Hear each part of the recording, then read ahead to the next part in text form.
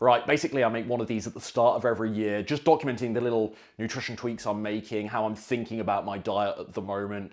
You guys seem to be weirdly curious about exactly what I eat, you absolute nosy blighters. But yeah, I hope this is some use to you anyway. So, breakfast then. If you recall this video last year, I was on the oatmeal train. I was obsessed with oatmeal again. But since I barely ate oats in Asia, they just I stopped craving them. They fell out of my sort of food rotation, let's say. So this is what I'm doing at the moment. I'm back on, you guessed it, the cereal bowls. These are such a convenient breakfast option for me because it's just bang, bang, bang, throw it in the bowl. It's worth saying cereal is technically quote unquote processed. What I'm doing though is looking for sort of minimal added nasties, let's say chemicals, additives, not so much sugar, not so much oil, still maintaining a high fiber content, low caloric density. So usually I love, those of you that follow me on Instagram will absolutely attest to this, I love the half muesli, half bran flakes bowl. I'm crazy about that. That's a magic combo.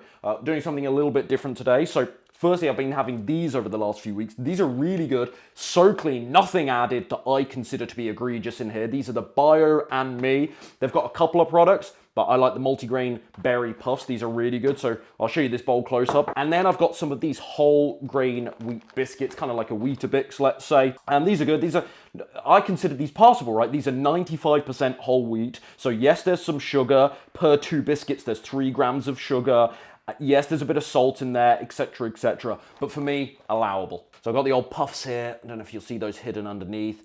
I've got the wheat biscuits. Then I'll throw on berries of my choice. So you can see here I've gone for raspberries, gone for the old bloobs as well. Then I'll throw on, I'm not eating this yet because we'll do that after the filming, but I'll throw on my plant milk. So in most cases I'm using almond milk.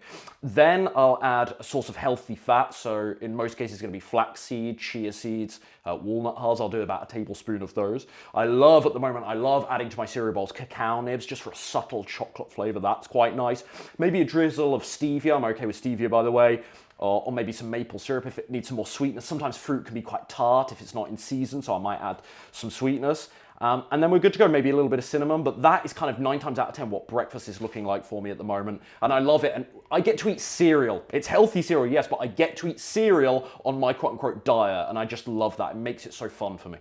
Right, lunch. It's worth saying for me, my lunches and dinners are very interchangeable because I'm not going into an office to work every day, so I can my lunch doesn't need to be a super practical thing that I run out the door with, so I can do a big cooked meal at lunch that takes a bit more preparation. Does that make sense? But hopefully, nonetheless, we give you some ideas here. So right now I'm loving these bowls because you get a whole diverse, colourful range of certainly vegetables in this. One criticism I have of my diet last year, one small criticism is I was Mr. Repetitive, especially with my veggies. I was literally using zucchini, kale, mushrooms, those are my top 3 every single day, and I'm still using those right now, but I've made a conscious effort now to just have a little bit more diversity, channel back sort of 2020 rye when I was doing, speaking about myself in the third person again, what a shocker, when I was just doing these really colourful bowls. They do take some prep, but when you put them together and you get to taste all the different flavours, I think they're so worth it.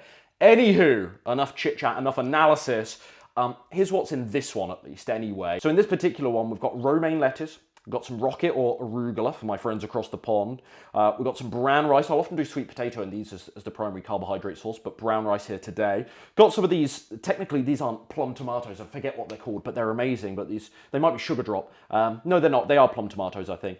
Then I've got some of these little like baby beets, which are just done in, like I buy these from the store prepared, like it's a little bit of a hack, really convenient, but it's so much easier than cooking beets yourself. And they've just got a little bit of vinegar, they're just beets and vinegar, love. So I've got a couple of those halved up on here. I don't know if you can make all this out, but we'll put the footage on the screen, more close-up footage. I've got my baked tofu here, and I just bake this, I let this marinate in.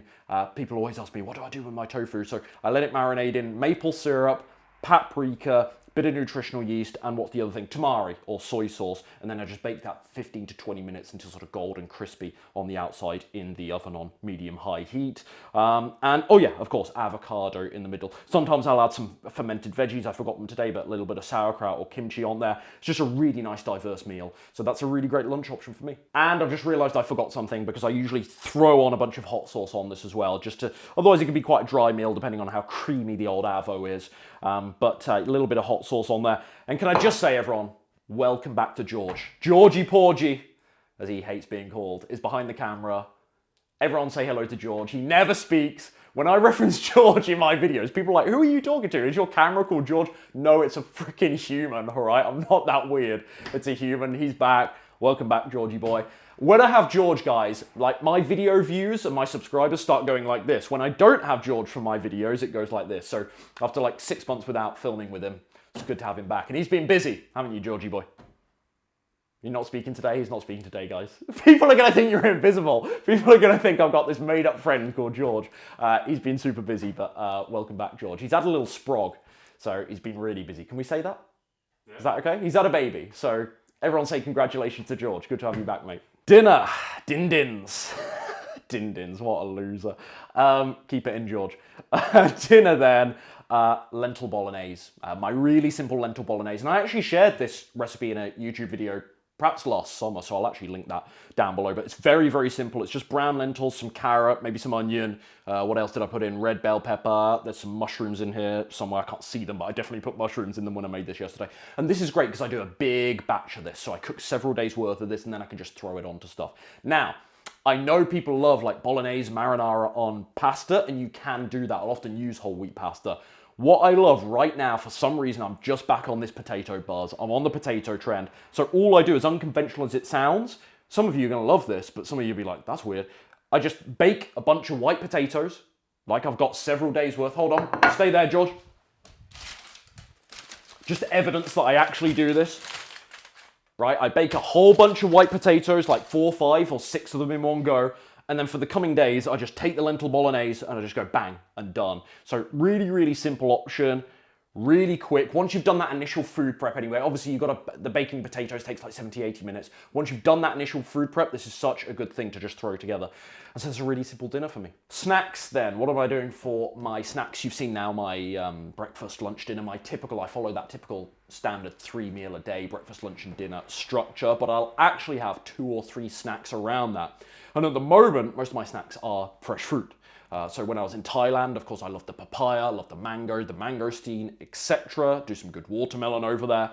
But now I'm back in the UK, I'm back on the boring fruit. I shouldn't say that, there's some good fruit in the UK at certain times of the year. But we're pretty limited this time of year, so I'm on the apples. But luckily, I'm actually enjoying them at the moment. At the moment. I'm on the apple train. So I'm doing mostly pink ladies, and I'm doing the old Granny Smith. The old Granny Smith, which I know is very controversial, but I love the sweet and sour, so sometimes I'll have one of each, and that'll be a snack.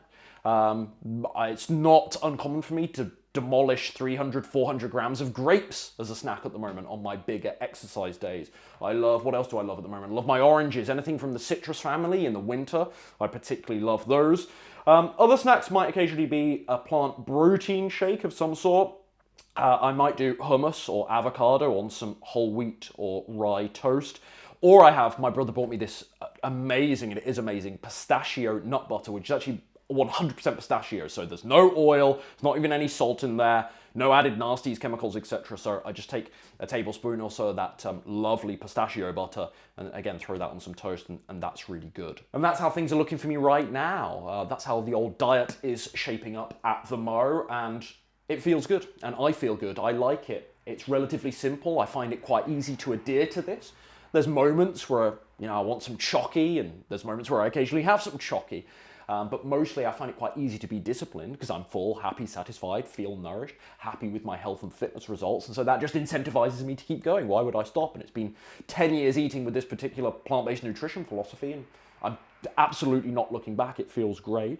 And yeah, if you're still with me, I just want to share a couple more insights about how I'm approaching things right now. And these are questions like supplementation that I'm about to cover in a second that I'm often asked. So hopefully these are of some value to you at home. Forgive me for sort of reading from the laptop, but I just want to rapid fire this stuff and I don't want to miss anything. So supplementation wise, I'm presently taking vitamin B12, vitamin D with K2, omega-3 and some creatine monohydrate every day, 5 grams of creatine. I'm approximately eating between 2,500 and 28 calories, 28 calories per day. I'm eating between 2,500 and 2,800 calories per day right now. I don't track my calories, but I've done that before in the past, as many of you know. And so I'm really good, I would say, at eyeballing now. I have decent understanding of caloric density. I can kind of look at a bowl of rice and go, oh, that's probably 330-ish grams calories worth of rice.